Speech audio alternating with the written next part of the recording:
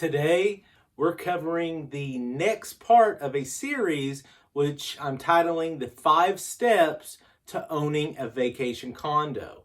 And in this video, we're going to cover step number 4, which is choosing the right real estate agent or broker. Stay tuned.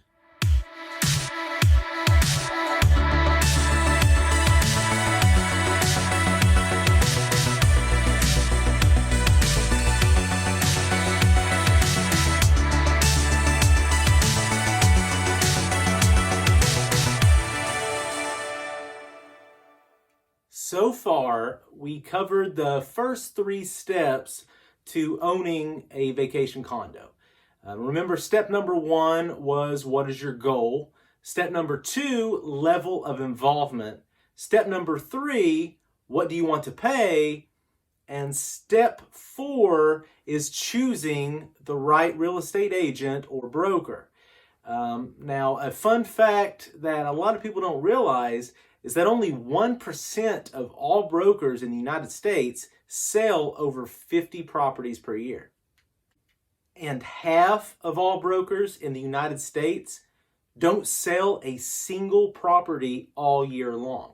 So whenever you're choosing a real estate broker to kind of help you find the right vacation condo, you've got different pros and cons with both of these spectrums, okay? So if you choose a big name broker, you may be lacking some personal attention, someone that's going to answer all your questions in a timely fashion, maybe be willing to show you several properties on your schedule when you're available.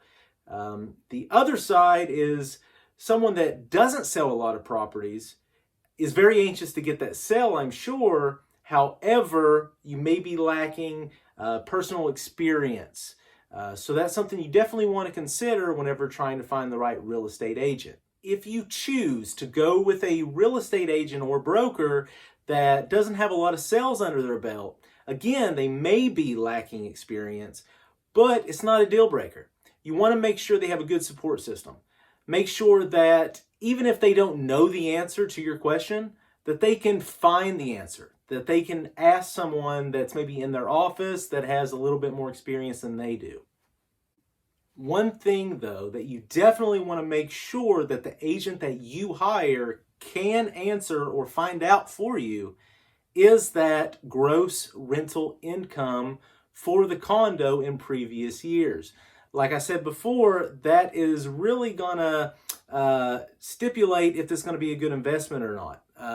The chart that I showed you before in the last video had a gross rental income of $29,000 for previous years.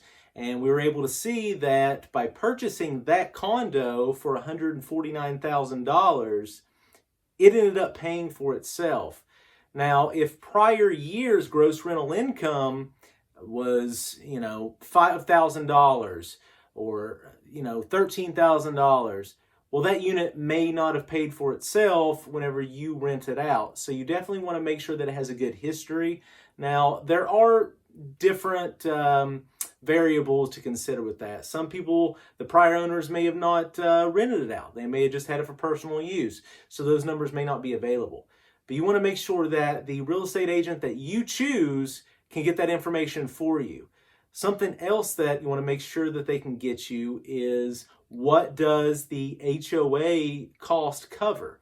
So again, you're going to have high HOAs in a lot of these condos that cover sometimes the electric in the unit, sometimes the water, internet, etc. But some of these units may not cover that. Some of these units may just cover the electric in the common areas, the hotel or resort lobby, or maybe some of the amenities, but they don't cover the electric in the unit or the water in the unit. So you definitely want to make sure that they can decipher exactly what the HOAs include to accommodate what you're looking for. Another thing is restrictions. Some of these resorts have pet restrictions, and maybe you want to use for personal use, but you have a pet that you want to bring along. So it's definitely something you want to consider when hiring that real estate agent to assist you, that they can get you the answers that you need. And as always, if you stuck with me this far, then I encourage you to please subscribe so that you can get the next video in this series. And feel free to share this video with anyone that you know that may be looking to purchase a vacation condo. And I thank you for your time.